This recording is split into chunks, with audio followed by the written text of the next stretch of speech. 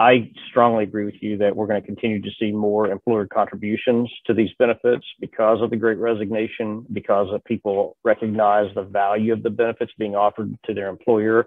As we shared with the group in Arizona last week, you saw data that when people really understand the value of the benefits overall, you see much, much higher levels of employee retention than in those instances where people don't. And interestingly, we shared a statistic that there's even higher productivity when people understand their benefits. And I think part of that's because they don't have to worry about what might happen if they become sick or have an accident or things like that. So I think the trend's going to continue. I think the pandemic's only accelerated it. The awareness of the need for things like disability and life insurance and hospital indemnity, critical illness, in my view, has never been higher. And it's too bad that we had the pandemic. If there is any silver lining in it from a benefits perspective, it's certainly that people have a greater understanding of the need now than they've had in the past. Welcome to the Rockstars Rocking podcast, powered by Voluntary Disruption, a show dedicated to people who are crushing their business and life goals. These are bite-sized conversations with leading rock stars in their respective industry who are pumped to share their story to help drive you to the next level. So, are you ready to rock? Speaking of rock stars, here's your host, Eric Silverman.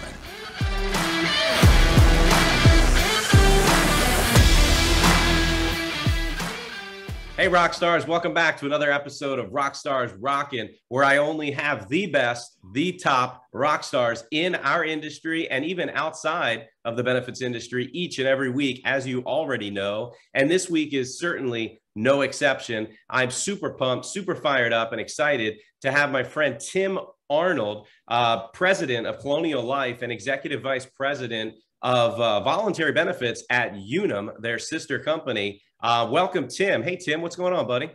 Hey, Eric. Thanks a lot for having me on, man. I really appreciate it.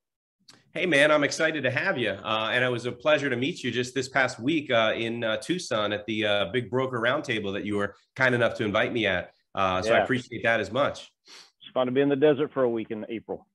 Oh, man, there was nothing quite like it. And I didn't get hurt and I didn't see any big snakes. But from what I heard, I don't know if you saw it, but I heard a rumor going around there was some big rattlesnakes on the golf course. Is there any truth to that rumor? I saw the video. I think it's true. You didn't personally see it, though. I tried to stay away from them. Okay, good. You might have to use your accident plan if that's the case. All right. I try to stay in the fairway more than the desert, Eric. Exactly. Well, I did the hike and I did not see any snakes out in the desert. So listen, Tim, I'm super excited. As a broker myself, I'm a broker's broker. I work through advisors, brokers, consultants in the healthcare space all throughout the United States. And I met Colonial, I've known you guys forever, but I met you guys in person roughly 8 or 9 years ago as a former carrier rep, where I always say I'm a recovering carrier rep.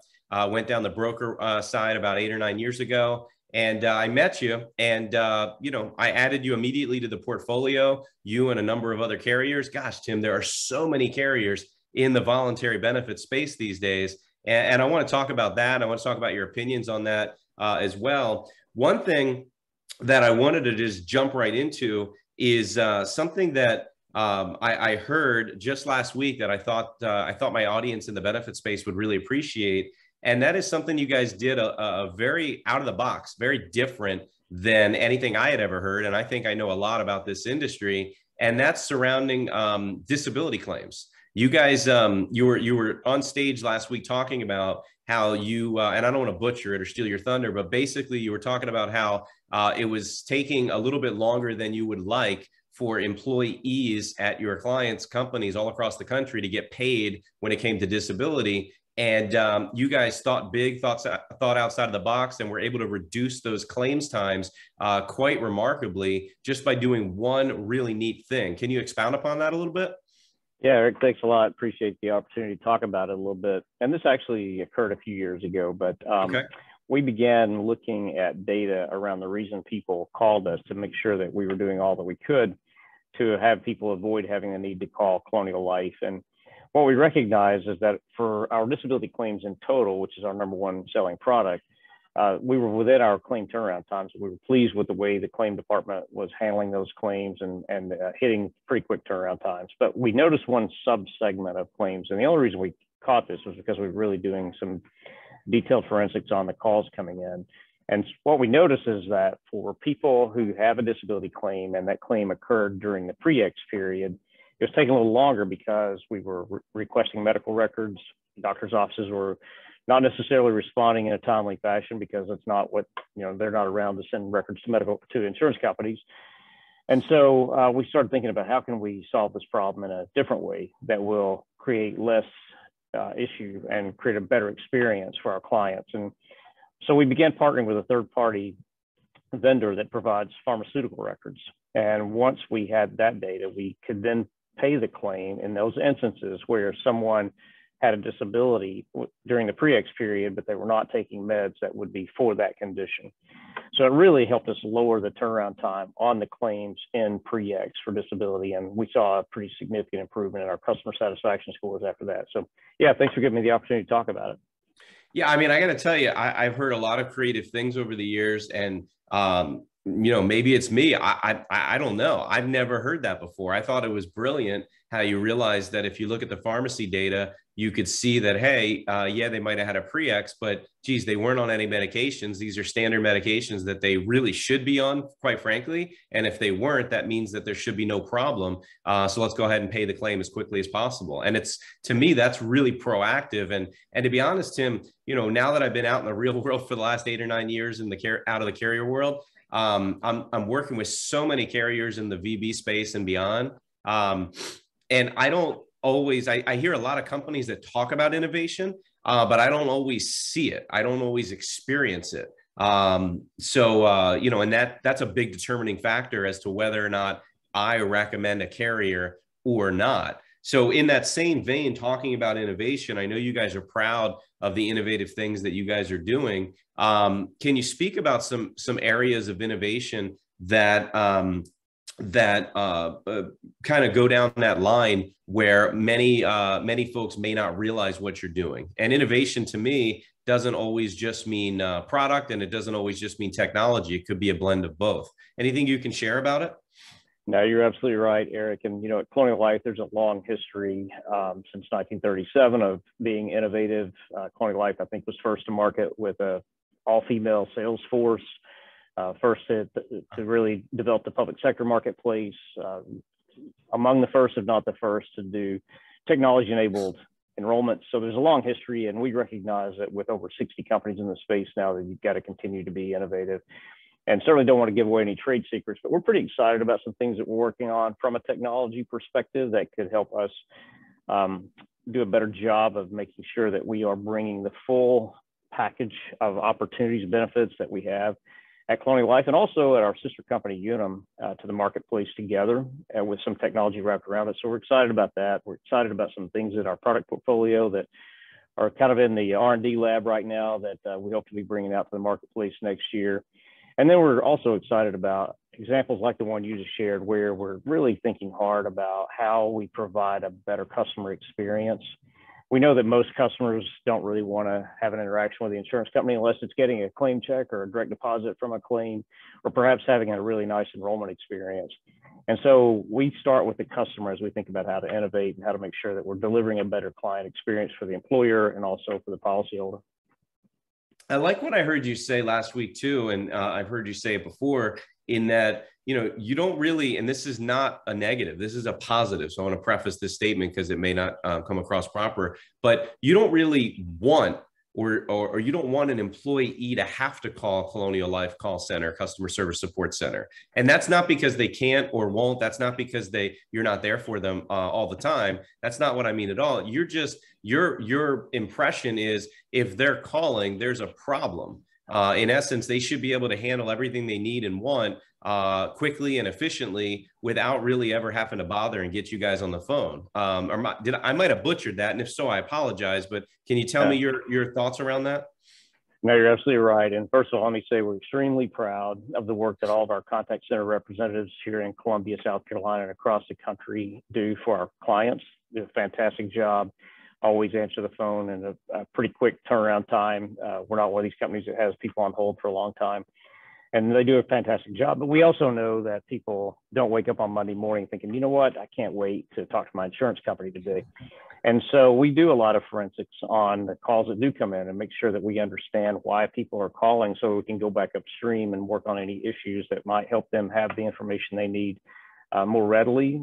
Sometimes we're proactively sending things to them because we suspect they may be interested in it based on the amount of time elapsed in their policy. And then we also think about ways that we can create a better experience so that people don't want to call. They can interact with us through chat, text, email. So we're thinking about a lot of different ways to create the best experience, but we know the best experience is often not having one at all because they already have the information they need.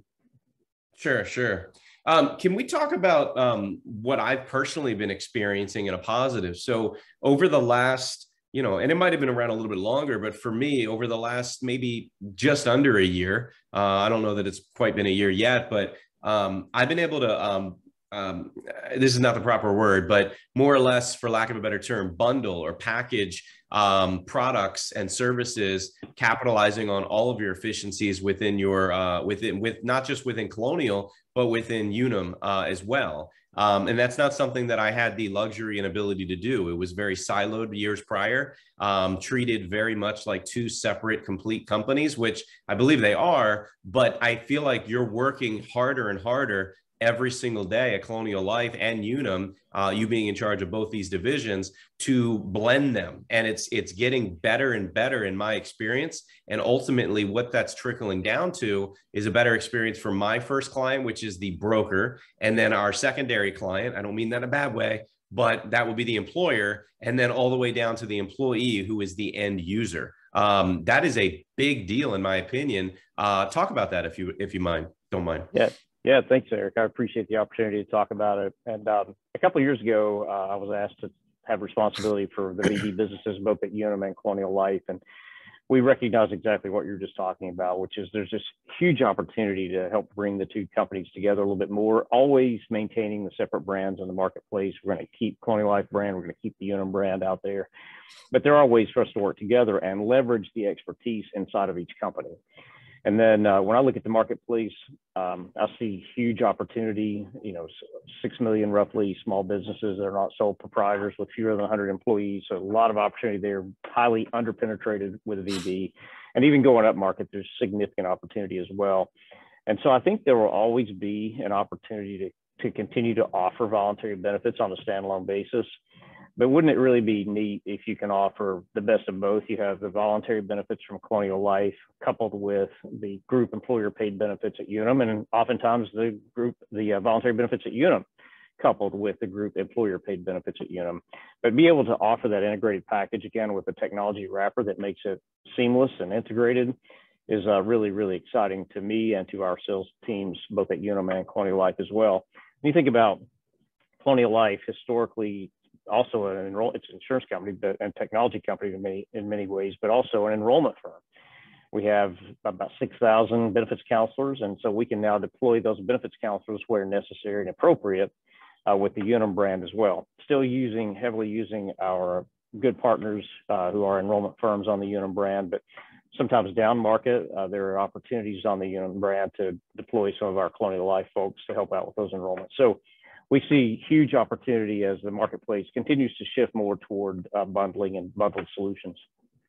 For sure. I mean, look, there's no question that, and this is a compliment to them because they realize that they need the volume, but even a small enrollment company just can't financially take on a 22-man company, but that 22-person company still needs help. They still need counselors, depending on the industry or the situation. So it's really important that you have that enrollment arm, if you will, for lack of a better term. So I do think there's room for both, by all means, as you very much well know. Yeah, I mean, I can't compliment you enough when it comes to the integration. That's getting better and better between Colonial and Unum. I mean, don't hang up the podcast here, Tim, but I do work with other carriers, and it is not always fun to put one carrier here, one carrier there, one carrier here, and then tell the employer it's the best situation, which if I do that, I do believe it, but it's not always fun from an administrative perspective. It's not fun from an umbrella perspective.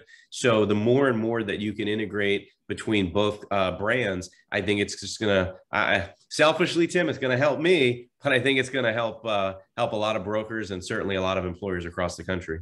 Yeah, no, you're right, Eric. And it goes back to that client experience. You know, for many clients, they're happy having different providers, but there's a growing number in our view of clients who want that integrated experience and integrated approach. Yeah, no doubt, no doubt. So talk to me about a specific product, which I know you guys have had a lot of success in of late. You guys, and I don't remember all the details, maybe you can talk about it for a second, but you guys went out and I don't know if you bought or acquired or merged, I don't know what it was, but you bought a dental company from what I remember, and you've had a lot of great experience growing that division within Colonial Life. Can you talk about that and what that's meant to your company? Yeah, sure. A few years ago, Unum purchased Starmount down in Okay. Baton Rouge, Louisiana. Really great company, great network, incredible people. And we're really fortunate to be able to brand their product on the Colonial Life brand and also the Unum brand. It's another part of the integrated play, same bill and all that sort of thing. What we saw was really growth that exceeded our expectations, and we have pretty high expectations on the Colonial Life side. And what was also interesting is that when we sold the dental product, there was also this coattail effect of even more supplemental health benefits and life benefits, disability benefits that came along with those dental sales than we had anticipated. So huge win for the Colonial Life brand and that partnership with what was then Starmount, and really excited about the future of that dental product and the growth that we see that's in the marketplace around the dental offering. Yeah, I mean, you know, when it all comes down to, for me, in this industry, most certainly is relationships and trust within the partners and solution providers that we as brokers recommend. But, you know, I've been in the voluntary benefits, I call it the enhanced benefit space. I've been in this space for the better part of 22 years, going more closer to 23. And, you know, when I look back at all my years in the business, I always remember, and this is before I knew you guys, but I always remember Colonial being very, very, very much broker driven. And a lot of your competitors were more direct to market career channel driven and a lot less broker driven. And what I saw was a completely different model. Now, what I experienced over those years following was that competitors started to realize, hey, Colonial's onto something. This broker market is real. We better pay attention to it. And you guys, this is great, by the way, you doubled down on the broker market. You still, of course, have your loyal career channel. But I think that's one of the smartest things you have going for you, is that you're known, at least in my circle, and I have a lot of connections across the country in this industry. I feel like you're very well known and respected in the broker world. I don't know the percentage of Colonial sales every year that come from broker business versus direct career channel, but I got to imagine it's pretty high. Can you talk about that? I mean, that might have been stuff that predated before you took over Colonial, but you didn't stop it, which I think is great. You kept it going and then some. Yeah, I think most people are surprised to learn that more than 70% of sales at Colonial Life, you know, with a direct agency system, but more than 70% of our sales come through brokers.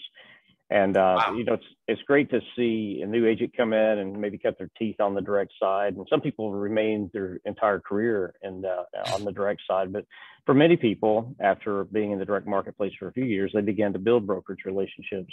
And Sure. We always respect those broker relationships. So if a new person calls on a client on a direct basis, one of the first things they ask them is, do you have a broker? And if so, you know, we stop that conversation and begin immediately working with the broker. So as you saw last week in Arizona, we do a lot to make sure that we're trying to take care of our broker partners, and we also want to listen to them. You know, some of our best ideas have come from the brokerage community around new products to develop, new technologies to think about, new partners to consider. So we strongly appreciate our broker partners, and I believe that we'll continue to see that 70% of sales coming through that channel for a long, long time.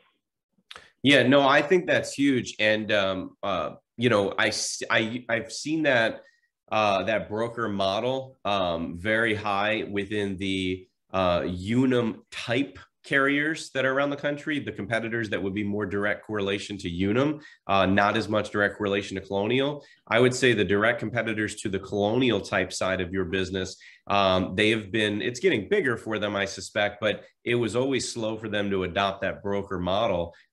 So you having that huge head start of multiple years, decades, really, I think that's paramount. And for me, it's one of the big reasons why I certainly like working with Colonial when it's the right fit there. Yeah, let me ask you a question here. So it's something I mentioned to you last week when we talked. I wanted to hear your opinion. You know, what I've experienced, even pre-pandemic, is that quote unquote voluntary benefits aren't, at least for me and my business, they're not quite as quote unquote voluntary as they used to be. You know, what I mean by that is more and more and more employer groups that I talk to through brokers, because I don't have a direct arm. I only work through advisors, brokers, and consultants that bring me in. But more and more of our clients, they're learning about the opportunity to fund benefits that are typically known as voluntary, or partially fund, or create some type of benefit bank, or what I call as a shopping spree approach, where employees get a defined contribution amount. I've been seeing that pre-pandemic, and I've seen it really ramp up post-pandemic, because, you know, we're in this, what do they call it? The great resignation, where, you know, employers are looking for ways to attract and keep talent more than ever. And most companies still don't even consider funding an accident plan or a hospital plan or a critical illness plan. And I find that companies that do are having a more competitive opportunity presented to themselves when it comes to attracting and retaining talent. So to the point where, quite frankly, Tim, more than half of my business over the last few years has come with some type of employer funded component. Are you experiencing anything there? Do you like that idea? Is that something that's not good for Colonial and Unum? I don't know. I'm curious your opinions on it. Yeah, it's a great point, Eric. And we are seeing that trend, and both brands are capable of helping employers who want to contribute to the cost of some of the benefits. I love your enhanced benefits versus voluntary benefits. It sounds a whole lot better, and it is a lot of what I think all of us in the industry are trying to do, is make sure people have the right benefits that they need based on where they are in their lifetime. I strongly agree with you that we're going to continue to see more employer contributions to these benefits because of the Great Resignation, because of people recognize the value of the benefits being offered to their employer. As we shared with the group in Arizona last week, you saw data that when people really understand the value of their benefits overall, you see much, much higher levels of employee retention than in those instances where people don't. And interestingly, we shared a statistic that there's even higher productivity when people understand their benefits. And I think part of that's because they don't have to worry about what might happen if something, if they become sick or have an accident or things like that. So I think the trend's going to continue. I think the pandemic's only accelerated it. You know, the awareness of the need for things like disability and life insurance and hospital indemnity, critical illness, in my view, has never been higher. And it's too bad that we had the pandemic. If there is any silver lining in it from a benefits perspective, it's certainly that people have a greater understanding of the need now than they've had in the past. Yeah, no doubt, no doubt. And, you know, I tell you, any broker, advisor, or even carrier rep that listens to my podcast, number one, I'm grateful for you. I appreciate you. But really, I'm just telling you unsolicited advice to you. If you're listening, we're having a tremendous positive experience with more and more employers funding or partially funding benefits. And, you know, when I get lots of calls and emails and text messages and direct messages on social media from carrier reps, many Colonial reps included, who I don't know, or some that I do, that are asking advice and opinion. And, hey, Eric, what do you do here? And what do you think about that? And I would tell you the cardinal rule of sales is you have to put it out there. You have to ask for the order. You have to explain and see what happens. The worst that happens is if you explain properly to an employer why it's in their best interest to fund or partially fund some of these benefits that they may not otherwise have ever thought about, because nobody, frankly, ever explained it properly, you'll be surprised. My experience is about half of them will put some funds towards something that they just never had budgeted for or thought about. When at the end of the day, it's pretty nominal. And the bang for the buck is pretty robust. So my advice, and I suspect you'd agree, is just talk about it. The worst that happens is they say, no, they can't budget or it's not for them. But I promise you, all the ones that have told me no, and it's not many, I've never been thrown out. I've never had anybody hang up the Zoom and say, how dare you? That doesn't happen. They appreciate the opportunity to learn about an innovative way to attract and retain talent. And if it's not right for them, so be it. Obviously, we still have the employee funded model that's right there for the taking. Would you agree to that? I totally agree, Eric. No question. And when you think about inflation rates and what's happening with inflation, including wage inflation, just this morning, you probably saw it already, but the inflation rate now is up to 8.5%. And so employers are experiencing that inflation in every part of their business, and certainly in terms of employee costs. And so if you think about, I can fund this benefit and help people really understand the value of what I'm bringing to them and create greater employee retention that way, then maybe it offsets some of that wage pressure that we're seeing in the marketplace today. Yeah, no doubt, no doubt. Now, speaking of, take a little twist here, a little turn. Speaking of sales, I'm offering a little sales advice to our listeners, a little experience from my 20 plus years selling and learning and being in this business. But I was interested to hear that, there's a rumor I heard that you started that when you took over senior vice president of sales or executive vice president, whatever your fancy title was years ago, you didn't actually have much or that much sales experience. Can you explain that? Because that's a crazy role for them to give you with not much sales experience, but it worked out really well.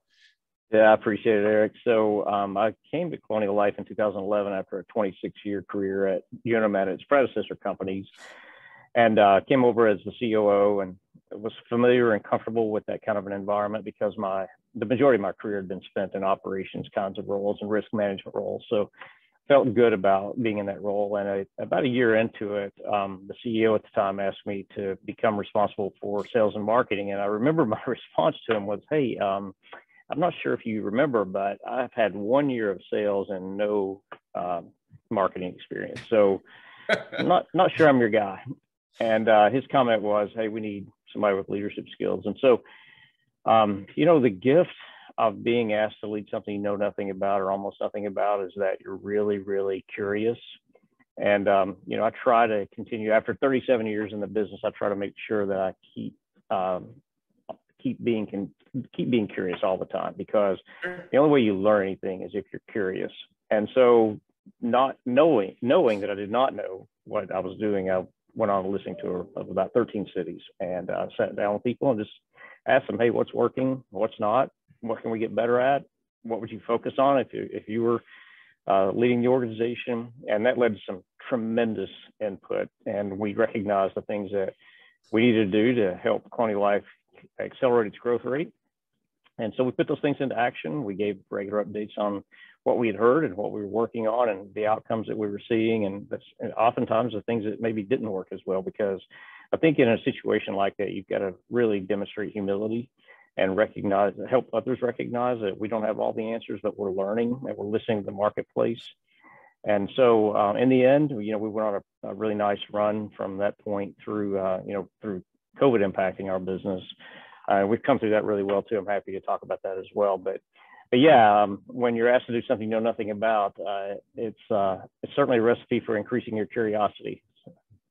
Well, something you said last week too, when we were kind of chatting pre this podcast interview that I thought was really, really neat was how, you went on that tour of all the cities right when you took over sales and marketing, and you were looking for feedback from brokers in the field and everybody that you were meeting for the first time or roughly.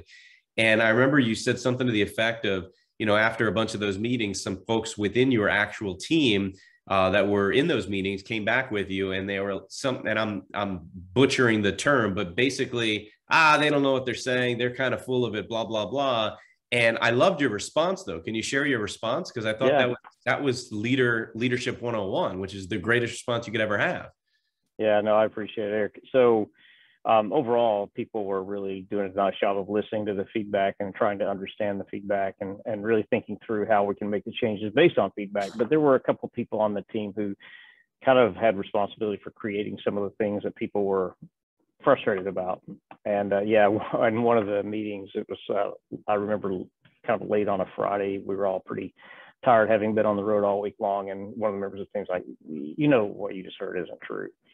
And I said, it may not be, but it's their reality.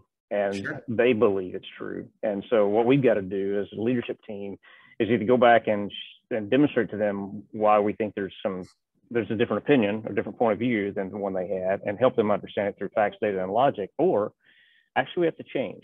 And more often than not, at that point in time, we needed to change. So it was a great opportunity to help people understand that sometimes perceptions are reality.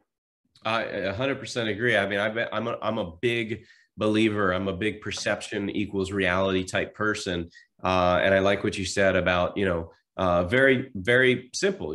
Maybe they are, maybe they aren't right, but the reality is that's their perception. So that's their truth. And we have to use, as you just said, I love it, the facts, data, and logic to help convince, for lack of a better word, that that we are not that way, or that we are better, or whatever it might be. But I really like how you said facts, data, and logic. That's huge. Let me ask you this. When it comes to other employee-funded products and services that are out there in the marketplace, more or less non-insurance products and services, things that are really been picking up a lot of momentum and a lot of speed that I've seen over the last many years, whether it be pet coverage or ID theft and fraud protection, or student loan help, or fertility benefits. And by the way, there's probably 50 other things. But what I've seen, though, is a lot of these are employee funded.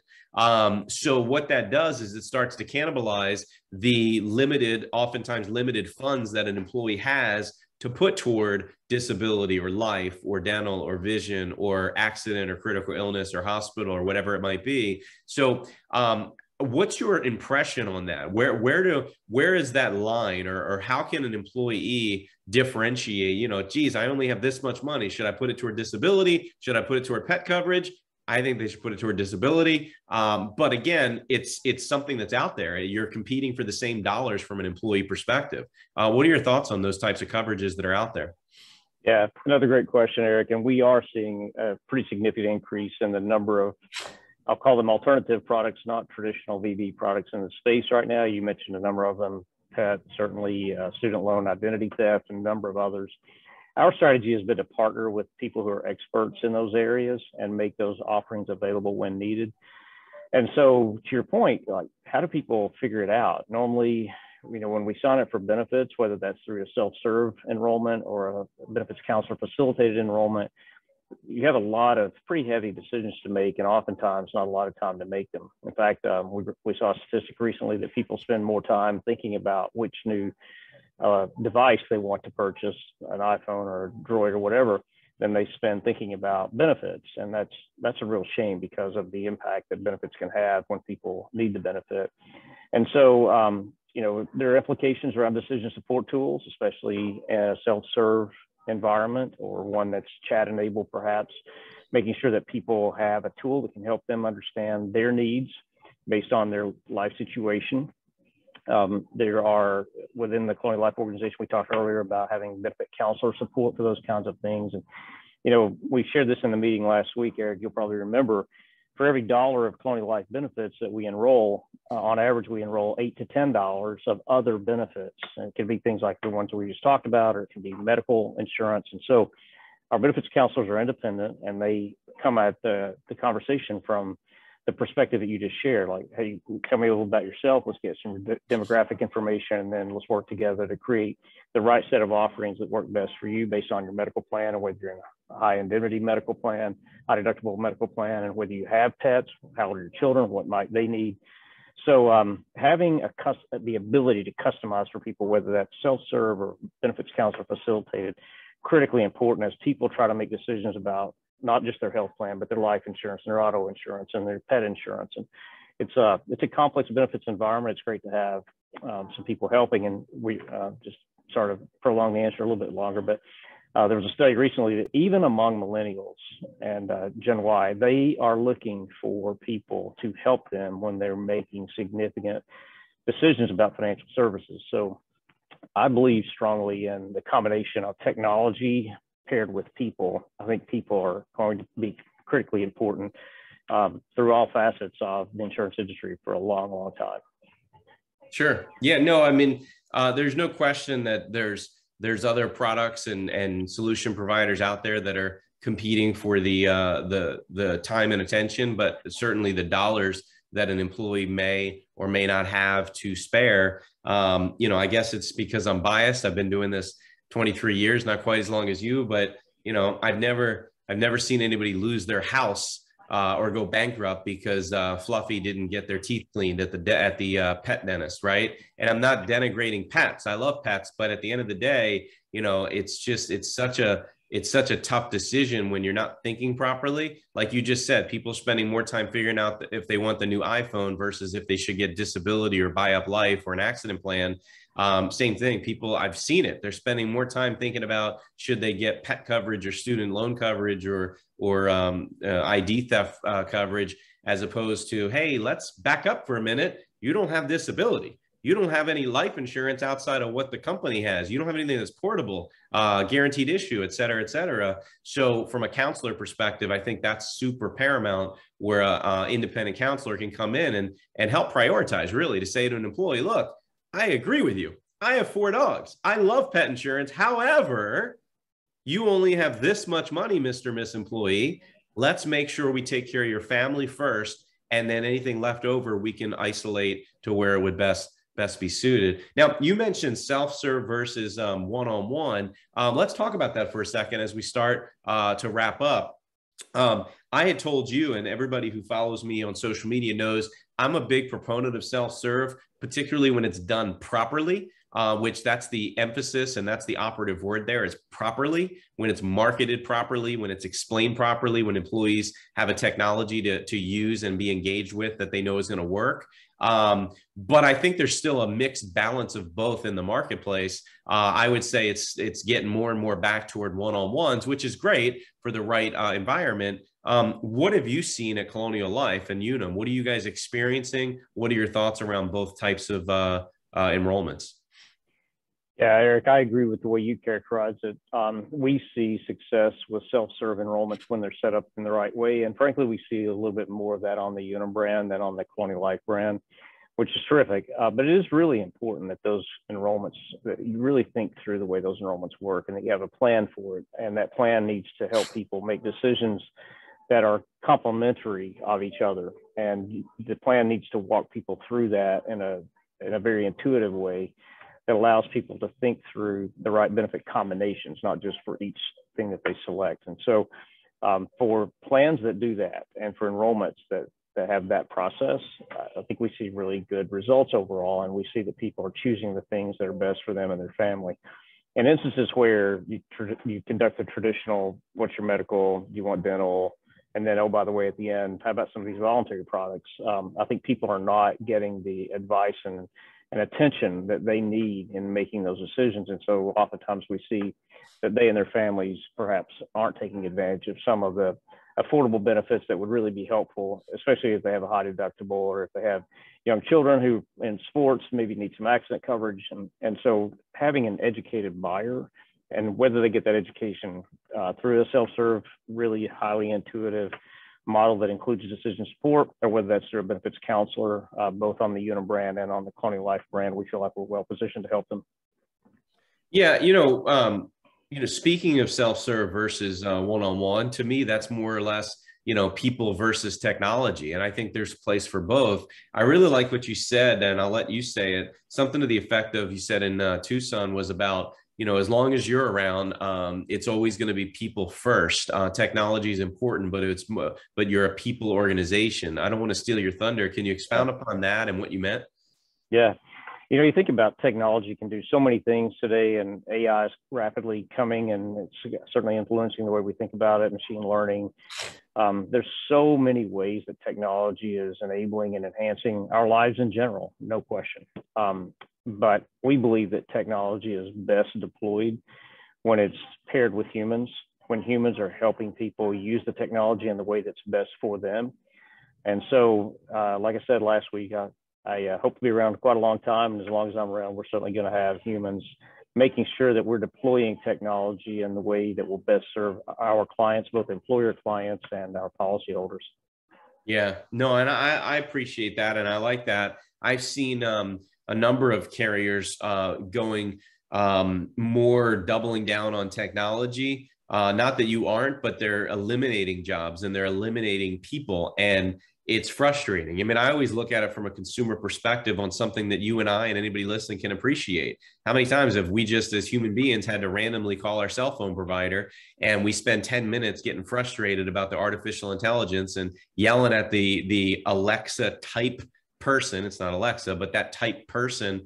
And ultimately, I just want to speak to a freaking human being, excuse me here. And right, we can all appreciate that scenario. So I love how I'm sure you have some of that AI involved already. But at the end of the day, if somebody wants to talk to a person, let them talk to a person, an actual human being that'll be able to show compassion and genuine appreciation for the scenario and the situation. And, you know, reflecting back to what you said earlier, if somebody's calling an insurance company, it's probably not for a good reason. There's some type of problem happening in their life that they need your help with. That's why they bought the insurance plan in the first place. Insurance is just a promise that we're going to be there in the future. So yeah, most consumers, to your point, Eric, are smart enough to use the portal of any company that they do business with and access the information they need. And to your point, so if they're calling, it means they've probably been on your website and they can't find the information they need. And if you have an IVR on the front end that's trying to force them into some easy answer which can be done on an automated basis, you're probably losing the battle. And at that point, you should have a very easy and simple way for people to access a human being to get to the information they need. And then those humans need to be paired with the technology that can rapidly get the answer to the person. Absolutely. Yeah, no doubt. So as we start to wrap up, I want to spend a couple of minutes talking about your actual team member culture, employee team members that are actually employed with Colonial Life and or Unum, and what it's been like over the last few years with the COVID and pandemic and so forth. And I even wanted you to touch on mental health and where you think we're at with respect to what you've experienced at your company, let alone what you feel like the world is dealing with right now. Yeah, that's a huge question and an important one, Eric. And you know, we've all learned a lot over the last couple of years with COVID. I began having really small group meetings with people in April 2020 after we all went home and began working from home, just to check in on people. You know, how are you doing? How's it going? How's working from home? What do you need? Do you have the tools and technology that you need? And you know, it was tough. It's tough for people to make that kind of transition. And early on, almost everyone was saying, I can't wait to be back in the office. And then as we went through COVID over the last 2 years and 4 or 5 waves, people became more comfortable working at home, and they saw that they could be as productive working from home. And, you know, we had to help people with barriers. Sometimes people were logging in much earlier than they had before and logging out much later, and trying to deal with all the things that life was throwing at all of us back then. But what we saw is a gradual change where people said, you know what, I think I'd actually rather work at home. And so where we're going at Unum and Colonial Life is really a bit of a hybrid, where people come back a couple of days a week in the office and then work from home when they want. We welcome people all 5 days if they'd like. We have about a third of the workforce that is full-time remote, which is great. You know, you can access really good talent when people can work full-time remote, but we believe this blended approach is best. And you mentioned, you know, behavioral health. I saw a statistic that pre-COVID, only 9% of Americans admitted to having a behavioral health condition. And about a year into COVID, that number was 41%.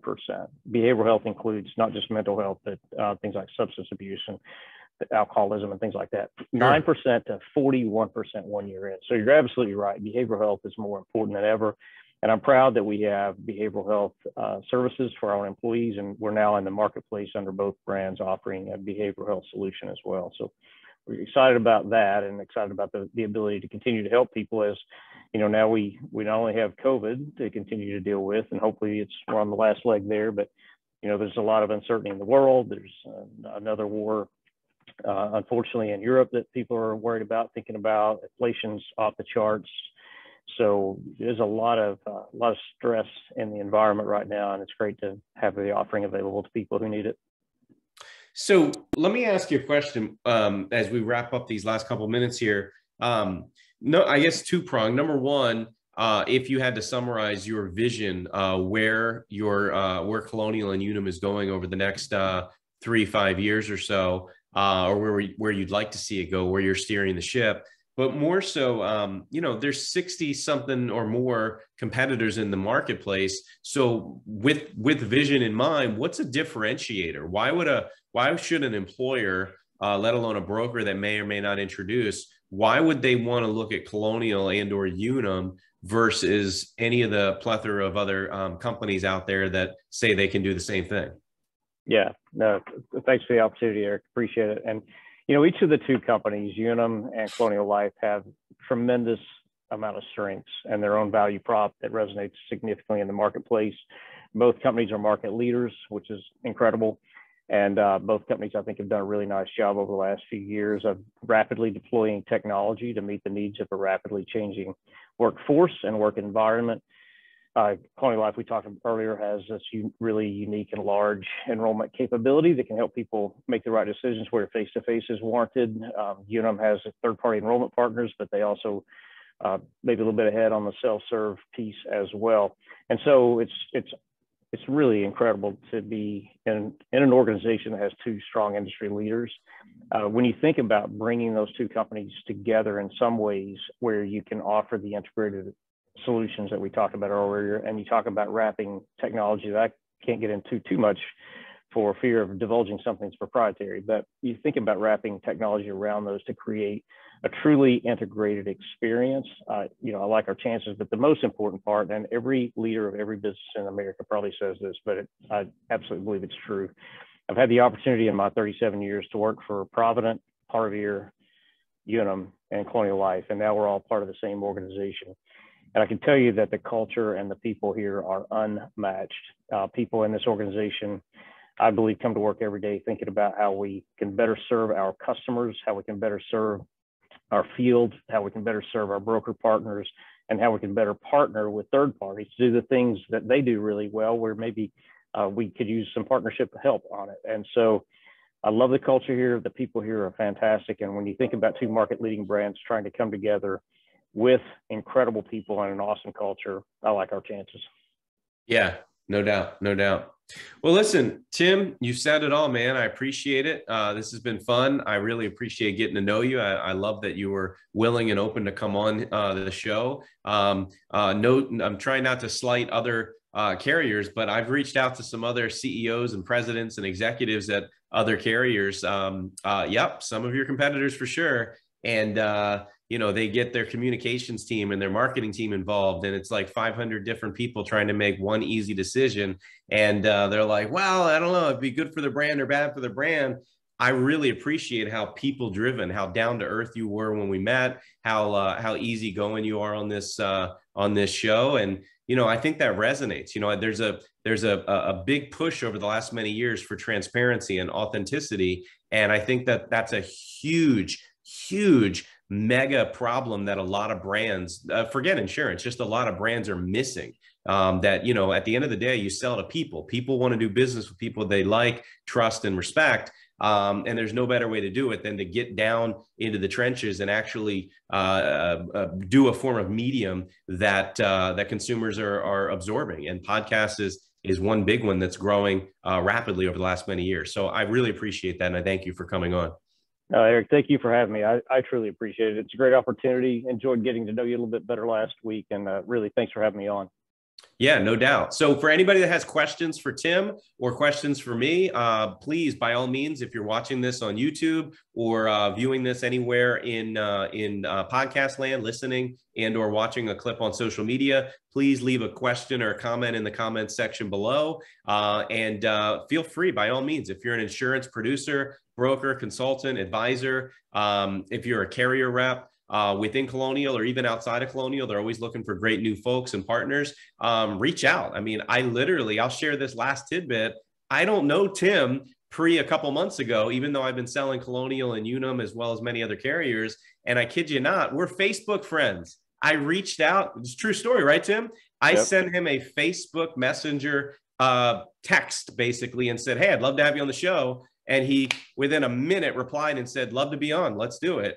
And that's just the type of people, a person that Tim is, and that's just the type of culture that he has at Colonial and Unum. So thanks again. And look, I don't do all this on my own. for everybody behind the scenes at the Rockstars Rocking podcast, who does all the editing and all the publishing of the podcast. I appreciate them. I just show up and ask a few questions, have a bunch of fun on camera. So thanks to them. Thanks to you listening. And thanks again to you, Tim. And then, of course, to Unum and Colonial. Take care, everybody. We'll see you next week. Thanks so much for tuning into this episode of the Rockstars Rocking podcast. If you haven't done so already, make sure you're subscribed to the show wherever you consume podcasts. And if you feel so inclined, please leave us a review. 5 stars would totally rock. Until next time, Rockstars, keep rocking.